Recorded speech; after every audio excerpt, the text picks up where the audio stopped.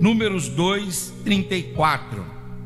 E os filhos de Israel fizeram conforme tudo o que o Senhor ordenara a Moisés. Assim, assentaram o arraial segundo as suas bandeiras, e assim marcharam, cada qual segundo as suas gerações, segundo a casa de seus pais. Amém. O Pentateuco foi escrito por Moisés. O Pentateuco foi escrito por volta do 15º século antes de Cristo. E o Pentateuco, ele é composto daquilo que ficou conhecido tanto no tempo do Antigo Testamento como no tempo do Novo Testamento de a lei. Para os judeus, o Pentateuco, ele equivale à Torá, ao ensino, à sabedoria. E para nós cristãos, o Pentateuco, ele equivale aos 5 primeiros livros de Moisés, que trazem ali em cada um dos livros uma mensagem poderosa para a igreja. No livro do Gênesis, nós vemos quanto a Israel, o início da nação, através do ministério dos patriarcas Abraão, Isaque, Jacó e José. Quando chega no livro do Êxodo, nós encontramos a redenção de Israel, quando Deus, utilizando-se da vida e do ministério de Moisés, lança 10 pragas terríveis sobre o Egito, abre as portas do Egito e liberta o povo de Israel do Egito, colocando esse povo no deserto em marcha para Canaã. De modo que o livro do Êxodo é o livro da redenção do povo de Deus. O livro de Levítico, ele é o livro da consagração do povo de Deus. Em Levítico, o povo de Deus é purificado. Em Levítico, o povo de Deus é consagrado. Em Levítico, o povo de Deus é santificado. O livro de Levítico é o livro da consagração. O livro de Números é o livro da peregrinação. É o livro onde, de fato e de verdade, há uma descrição de como o povo redimido por Deus, desde o Egito, o povo sobre o qual Deus havia posto uma promessa, deveria caminhar no deserto. Então, o livro de Números traz essa caminhada, traz essa procissão.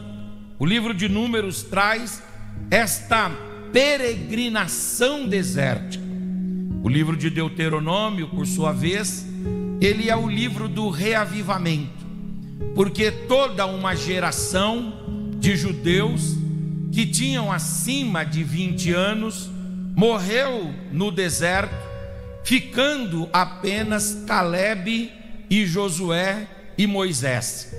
E a palavra de Deus diz que quando Israel foi entrar finalmente em Canaã, Moisés viu a necessidade de reavivar o povo na palavra. Por isso, Deuteronômio é o livro do reavivamento antes desse povo entrar em Canaã.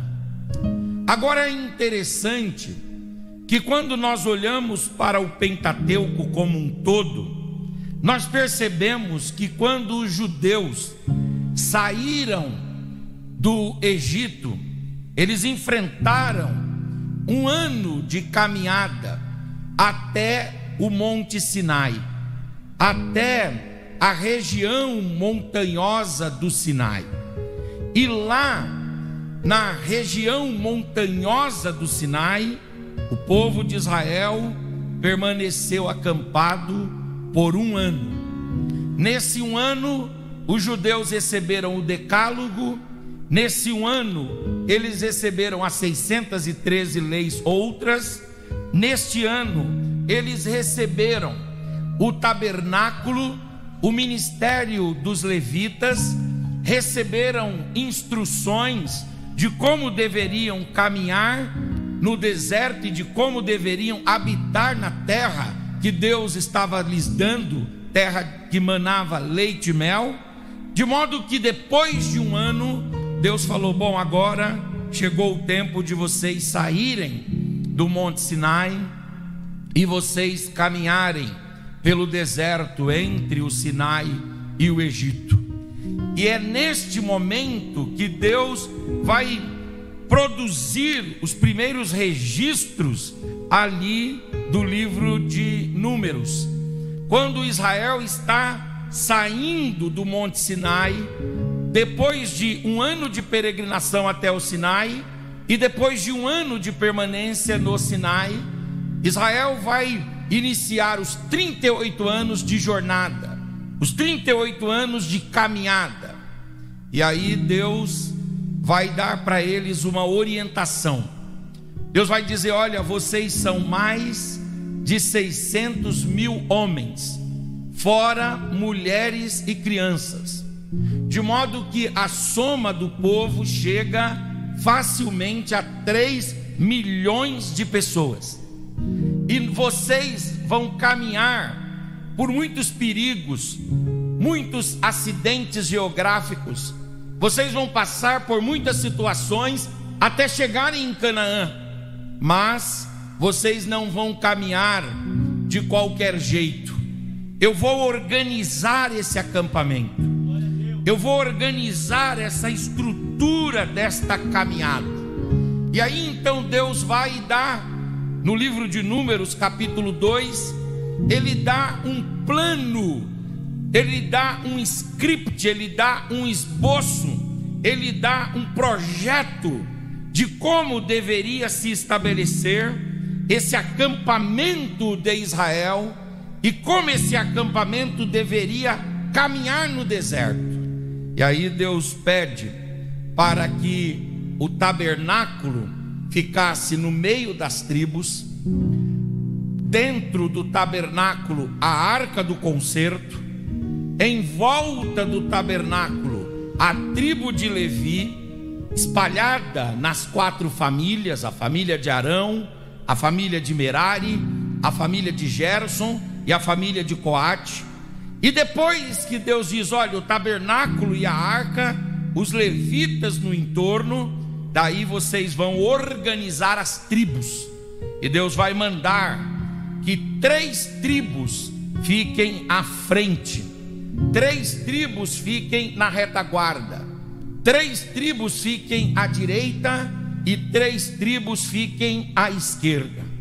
As tribos da frente, Deus vai dizer, são as tribos de Judá, a tribo de Issacar e a tribo de Zebulon. As tribos de trás são as tribos de Efraim, Manassés e também a tribo de Benjamim. As tribos do lado direito são as tribos de Ruben, Simeão e Gade. E as tribos do lado esquerdo são as tribos de Naftali, a tribo de Dan e também a tribo de Azer. Assim o povo sai do Sinai para conquistar Canaã e caminhar 38 anos de forma organizada, de forma dirigida, de forma ajustada, de forma planejada. O povo de Israel tinha o tabernáculo, a arca, os levitas, 3 tribos à direita, 3 tribos à esquerda, 3 tribos na frente, 3 tribos atrás, e assim esse povo vai caminhando, 3 milhões de judeus, por 38 anos, até finalmente atravessar as planícies de Cades Barneia e chegar na região de Jericó e adentrar na terra de Canaã. O escritor aos Hebreus, lá no capítulo 8, versículo 5 do seu livro, ele diz que o que Deus fez no Antigo Testamento é sombra e exemplo para a igreja do Novo Testamento. O escritor aos Hebreus, no capítulo 10, versículo 1, ele diz que a lei, isso quer dizer, os escritos de Moisés, o Pentateuco, eles são sombras de bens futuros. E o apóstolo São Paulo, escrevendo aos irmãos de Roma, no capítulo 15, versículo 4, ele diz que tudo o que antes tinha sido escrito para o nosso ensino foi escrito, para que pela paciência e consolação das Escrituras nós sempre tenhamos esperança. Assim, a igreja, ela não pode ignorar nada que se passou no Antigo Testamento, porque cada fato, cada evento traz lições para a igreja, e traz lições da forma como Deus lida com o seu povo. Assim, a igreja aprende como Deus lidou com Israel, e aprende como Deus lida com ela mesma, porque a igreja, a exemplo de Israel, também é a comunidade de homens e mulheres que foram redimidos. Cada um de nós aqui teve o seu próprio êxodo, cada um de nós aqui também estava preso no seu próprio Egito, mas o Senhor, com mão forte e poderosa, nos redimiu. Eu não estou falando aqui para um colegiado de homens e mulheres que ainda não foram resgatados, que ainda não foram salvos, que ainda não foram perdoados. Não, nós estamos aqui comunicando a igreja do Senhor, que se reúne aqui no campo de Jandira. E essa igreja, ela é formada por homens e mulheres que, a exemplo de Israel, já foram resgatados do Egito, já foram salvos do Egito, já foram libertos do Egito. A igreja, a exemplo de Israel, ela também foi consagrada, como Israel foi consagrado no livro de Levítico. Aqui não existem homens, mulheres que têm o coração nesse mundo, que têm o desejo de viver pecando. O crente peca por descuido, peca porque ainda tabernaculamos esse corpo, peca porque ainda vive na realidade dessa existência. Mas a vontade de cada um de nós, eu tenho certeza, não é de viver uma vida dissoluta, não é de viver uma vida irresponsável, não é de viver uma vida indiferente, apática. Não, cada um de nós aqui tem uma resolução no coração: viver uma vida consagrada, santificada e purificada para o Senhor. Charles Haddon Spurgeon, ele dizia que o cristão, quando ele peca, ele recebe como se fosse um gláudio nos seus rins. É uma punição, é uma punhalada. Ninguém tem paz quando peca, porque o nosso compromisso com Deus é o mesmo compromisso dos judeus, aleluia, segundo o livro de Levítico, é ter uma vida de purificação, de santificação, aleluias, uma vida de conservação para Deus. A igreja não é apenas resgatada e redimida, a igreja não é apenas santificada e consagrada, mas a igreja também é a igreja formada pelos peregrinos de Deus. Como Israel era peregrino no livro de Números, a igreja durante a sua trajetória também é formada por peregrinos. Do mesmo jeito que Israel andava por sua própria jornada, a igreja também anda a sua própria jornada. Olha o que o escritor aos Hebreus, no capítulo 12, versículo 1, ele diz: corramos com paciência a carreira que nos está proposta. Cada um de nós aqui é um corredor. Cada um de nós aqui está na sua maratona pessoal. Cada um de nós aqui está na sua caminhada da fé. E nós devemos correr essa caminhada com paciência, aleluias, com firmeza, louvando ao Senhor e servindo ao Senhor com integridade. É muito interessante que o apóstolo São Pedro, ele vai dizer: o crente não está apenas na sua própria caminhada, na sua própria peregrinação desértica. O crente não está apenas correndo a carreira que lhe foi proposta. O apóstolo São Pedro, em 1 de Pedro 2:11, ele vai dizer: amados, eu peço-vos como a peregrinos e forasteiros. Ele chama a igreja de a comunidade formada como Israel era formado, a comunidade formada de peregrinos, de forasteiros. Não foi o John Bunyan que no século 17, 18, escrevendo O Peregrino, trouxe esse conceito de que o crente na terra é um peregrino. Na teologia bíblica a gente aprende, sobretudo no Novo Testamento e de forma explícita na carta de Pedro, que nós não pertencemos a este mundo, nós estamos no deserto também. O nosso alvo, aleluia, é a Canaã celestial. O nosso alvo é chegar na terra que mana leite e mel de fato e de verdade. Quantos peregrinos o Senhor tem aqui? Levante a sua mão, por gentileza. Levante a sua face, levante a sua voz, abra a sua boca e dê uma palavra de adoração ao Senhor. Aleluia. A igreja, ela é como Israel. Israel caminha no deserto e a igreja caminha também nesse deserto. Israel é peregrino e a igreja também é peregrina.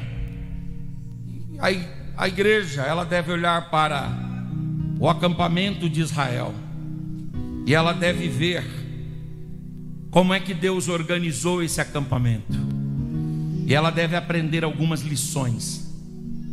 Essa igreja aqui está há 70 anos neste campo caminhando, e eu tenho certeza que o Senhor vai usar esse congresso durante esses 3 dias para renovar as forças dos irmãos, desde as crianças até o irmão mais idoso dessa igreja, para fortalecer os irmãos, para que vocês continuem nessa caminhada. Nessa caminhada a gente precisa aprender algumas coisas. A primeira coisa é que no acampamento de Deus, no acampamento do povo de Deus, Deus sempre quer estar no meio. Aleluia, glória a Deus. Deus, Ele não aceita ser resumido aos céus, nem aos céus dos céus, nem ao universo. Deus não aceitou assentar-se entre os egípcios, nem entre os babilônios, nem entre os assírios, nem entre os incas, os astecas, os maias. Mas Deus, Ele aceitou estar no meio dos hebreus. Da mesma forma, aleluias, existem muitos povos, existem muitas instituições, existem muitas organizações, existem muitas agremiações, mas é aqui que o acampamento de Deus está. É aqui que Deus está, no centro. Aleluia, glória a Deus. Eu gosto de Êxodo capítulo 15, versículo 2, quando após atravessarem o Mar Vermelho, Moisés cantou um hino ao Senhor, e nesse hino ele fez um pedido.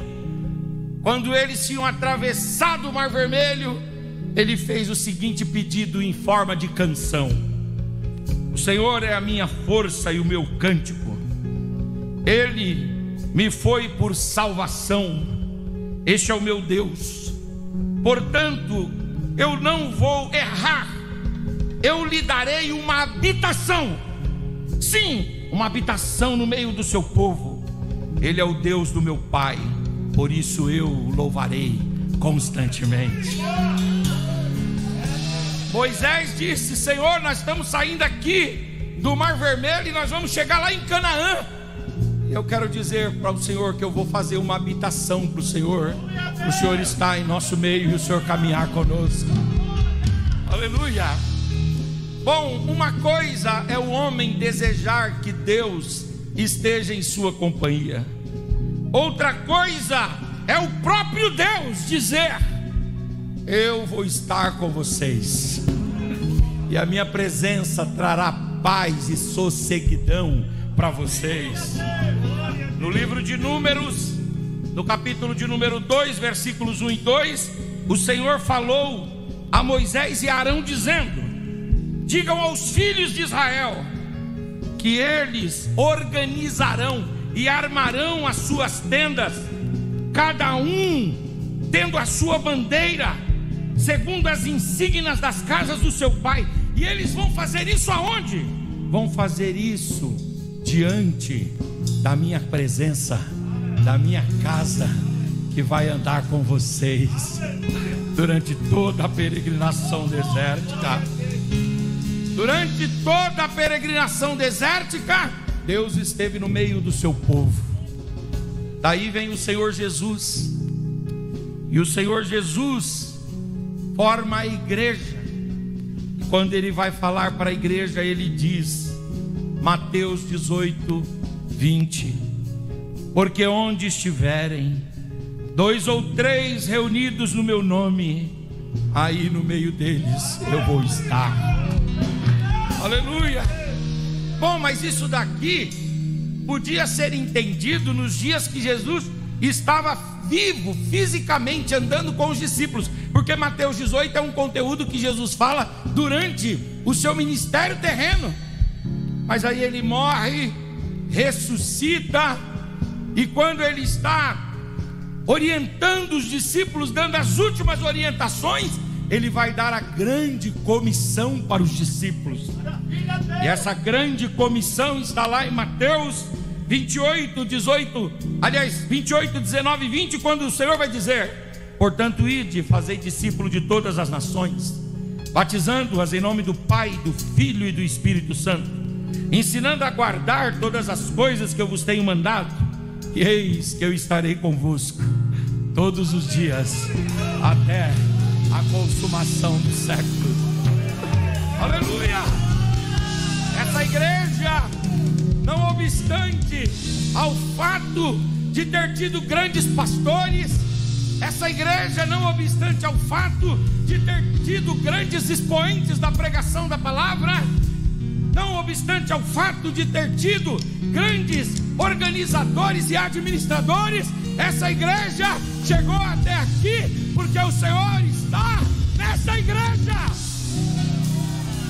e ela vai continuar com o Senhor no centro. Levante a sua mão, por gentileza, levante a sua face, levante a sua voz e diga: assuma o teu lugar, Senhor.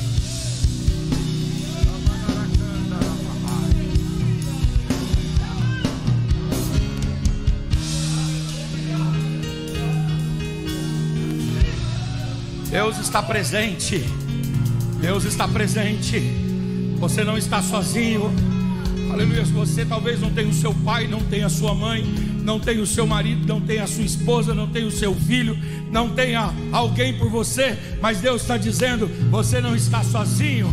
Eu estou no meio do meu povo, eu estou adiante do meu povo, eu estou sobre o meu povo, eu estou na retaguarda do meu povo, eu estou na direita, na esquerda, eu estou trabalhando sobre o meu povo.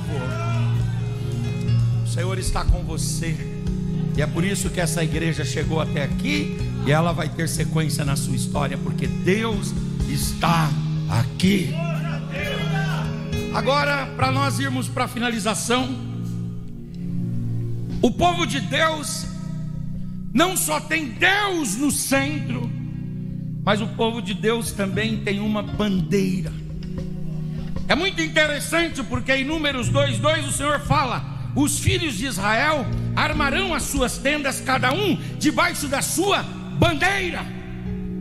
Ou seja, as tribos tinham que confeccionar uma bandeira, as tribos tinham que confeccionar um pendão, as tribos tinham que confeccionar um manto, e esse manto, aleluias, indicaria a tribo, indicaria o país de Israel, e indicaria a tribo de Israel, ou a tribo que estava naquela região, naquela direção. Da mesma forma, a igreja tem a sua bandeira. Hoje nós estamos aqui hasteando as bandeiras destas nações reconhecidas pela ONU como nações legítimas, pelas quais nós oramos, para as quais enviamos missionários e com as quais temos comunhão no Senhor. Mas a igreja, ela tem a sua própria bandeira. A nossa bandeira não é só a bandeira de Jandira, a nossa bandeira não é só a bandeira de São Paulo, e a nossa bandeira não é só a bandeira do Brasil. A igreja tem a sua própria bandeira. Em Êxodo 17:15 diz: Moisés edificou ali, depois da vitória contra os amalequitas, um altar, acendeu o holocausto e cantou com o povo que gritou: o Senhor é a minha bandeira. Aleluia! O nome do Senhor aqui é Yahvé Nissi, o Deus que é a nossa bandeira. Aleluia, glória a Deus. A igreja, ela levanta também uma bandeira. Qual é a bandeira? Nesse mundo de ateísmo, nesse mundo de politeísmo, nesse mundo de panteísmo, nesse mundo de deuses falsos, nesse mundo de ídolos, nesse mundo de deuses criados pela concepção humana, a igreja levanta a sua própria bandeira e diz: Jeová é a nossa bandeira. Levante a sua mão, por gentileza. Levante a sua face, levante a sua voz, abra a sua boca. Jeová Nissi é a sua bandeira. Aleluia. A igreja tem a bandeira que é a Santíssima Trindade. Tem irmão que tem vergonha dessa bandeira, mas tem irmão que deixa essa bandeira no cume do mastro na sua casa. Tem irmão que guarda a bandeira na gaveta, mas tem irmão que coloca essa bandeira, aleluia, no pico da montanha e diz: aqui nós servimos a Jesus Cristo, o nosso Deus, o nosso Senhor, o nosso Salvador, o único e verdadeiro Deus. Jeová e só Jeová é a nossa bandeira. Jesus é a sua bandeira. Levante a mão, levante a mão, levante a face, levante a voz e diga: o Senhor é a minha bandeira. O Senhor é a minha bandeira. O Senhor é quem eu represento. O Senhor é a minha insígnia. O Senhor é o meu símbolo. O Senhor é o meu Deus. Mas a igreja não tem apenas Yahvé Nissi como a sua bandeira. A igreja tem também a Bíblia. A Bíblia é a nossa bandeira. O livro da capa preta. Levanta a sua Bíblia aí. Essa igreja aqui tem 70 anos.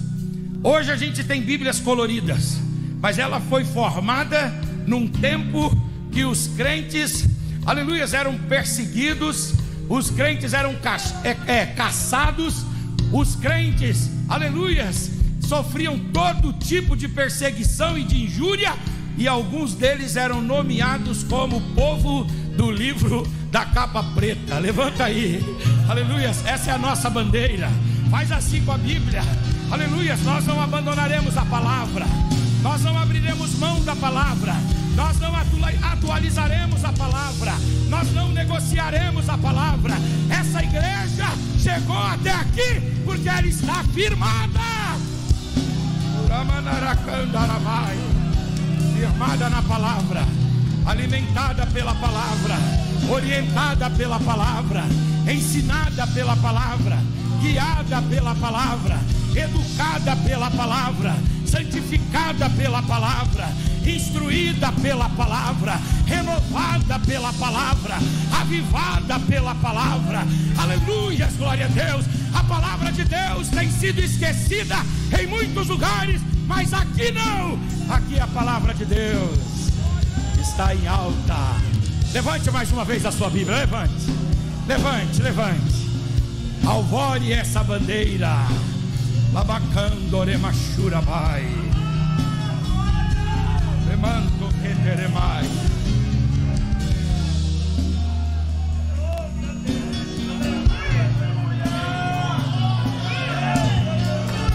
Labanacandaramai. Urabachui que terebondacandore que teremanarai. Levassurgue marabai. Aleluia. Nós temos a bandeira da palavra.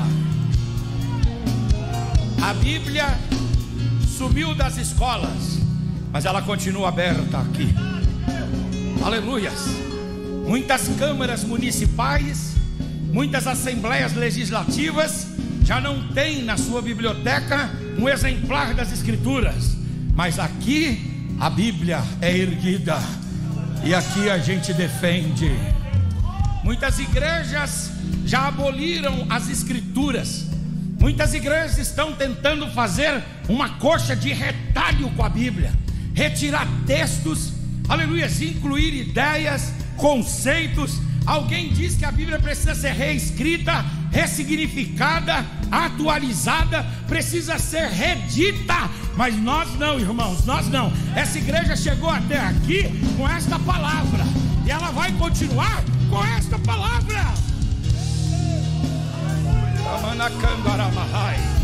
A Bíblia não fica obsoleta, ela não fica ultrapassada, ela não se torna antiquada, ela não é quadrada. Aliás, aleluia, glória a Deus, o Karl Barth, ele diz que a Bíblia é mais atual do que o jornal que se escreverá amanhã.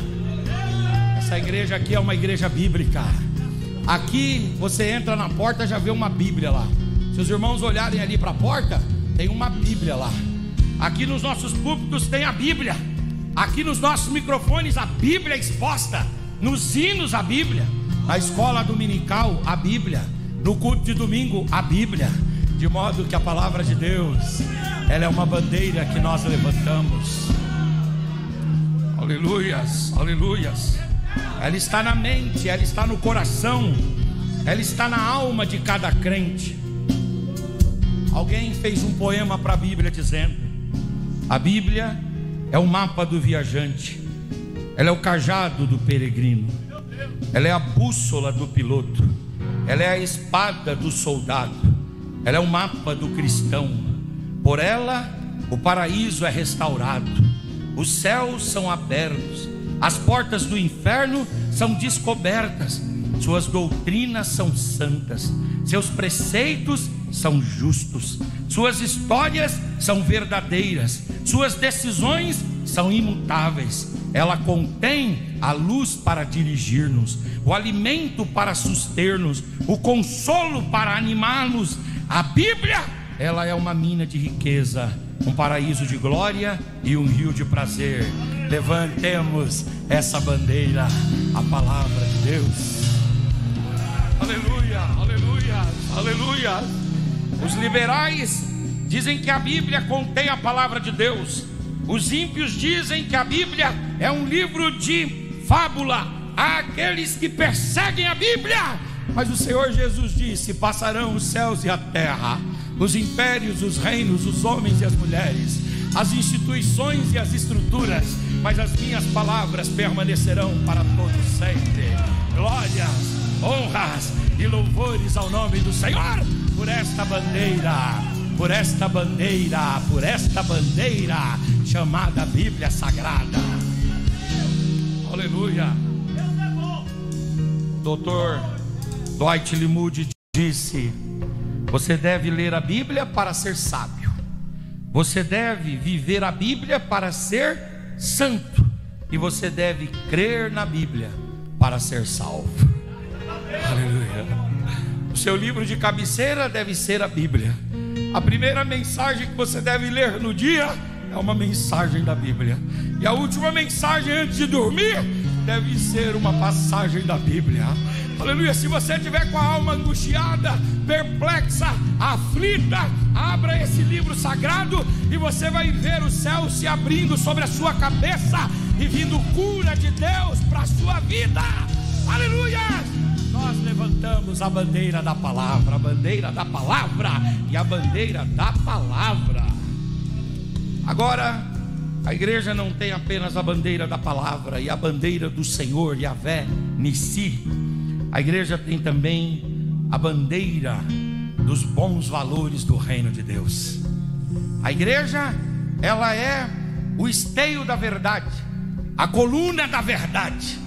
Nesse mundo de relativismo, nesse mundo plural, nesse mundo individualista, nesse mundo em que cada um tem a sua própria verdade, a igreja, ela levanta a sua bandeira, a bandeira dos valores do reino de Deus. Nesse aspecto, a igreja deve andar na contracultura do mundo, porque a igreja não deve se conformar com as balizas do mundo, baseadas em pecado, baseadas no mundanismo, no materialismo e em tudo aquilo que nos afasta de Deus. A igreja, ela deve ser, aleluia, defensora, ela deve ser portadora dos valores do reino de Deus. Recai sobre nós ensinar aos nossos filhos os valores. Recai sobre nós a responsabilidade de cristianizar a cidade. Recai sobre nós a responsabilidade de dignificar e de redimir a cultura. Recai sobre nós a responsabilidade de levar os valores do reino de Deus. A bandeira, aleluias, dos bons valores devem ser mantidos. A bandeira das doutrinas, a gente também tem a bandeira das doutrinas. Nesse tempo de negacionismo da Trindade, aqui está uma igreja que defende a Trindade. Eu acho interessante que tem crescido o número dos unicistas por aí, tem tomado rádio, tem tomado televisão, e eles têm tido até uma proeminência no nosso ambiente. Alguns irmãos ficam dando ouvido, difundindo, divulgando, emprestando seus stories, seus status, as suas timelines, seu perfil, para divulgar conteúdos unicistas que desconstroem a teologia da Trindade. Mas aqui não, aqui tem uma igreja que levanta a bandeira da sã doutrina da Trindade. Aleluia.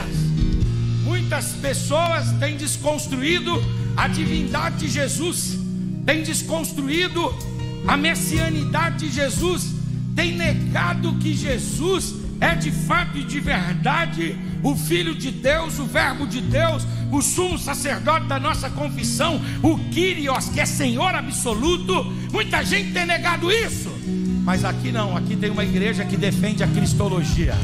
Jesus é 100% homem e Jesus é 100% Deus, e nós não abrimos mão disso. Tem muita igreja que tem abandonado a pneumatologia, a doutrina do Espírito Santo. Julgam que o Espírito é uma força etérea, julgam que o Espírito é uma névoa, julgam que o Espírito é uma energiazinha, julgam que o Espírito é uma força, ou é um Espírito despersonalizado de Deus. Mas nós não, irmãos. Nós cremos na divindade do Espírito Santo. Nós cremos, aleluia, na pessoalidade do Espírito Santo. E nós cremos na obra gloriosa do Espírito Santo de Deus. Muitos irmãos têm negado o dom de línguas, achando que isso não é para nós. Isso é para uma igreja que existiu. Isso é para uma igreja que já passou. Isso não é para nós. Falar em línguas, ser batizado no Espírito Santo, receber a glossolalia, a xenolália, receber virtude de Deus e ter o espírito humano contactado com o Espírito de Deus, de forma a ser edificado e cheio do Espírito Santo. Tem muita gente que já abandonou essa ideia. Tem muita gente que não crê que Deus derrama hoje esse poder do Espírito Santo sobre nós. Mas essa igreja não, essa igreja aqui não. Essa igreja crê, aleluia, no poder do Espírito Santo. Crê nos dons de língua. Levanta a mão aí, você que acredita no dom de língua. Aleluia, se você não é batizado, Deus pode te batizar hoje. Se você não é batizado, Deus pode batizar você nesse congresso.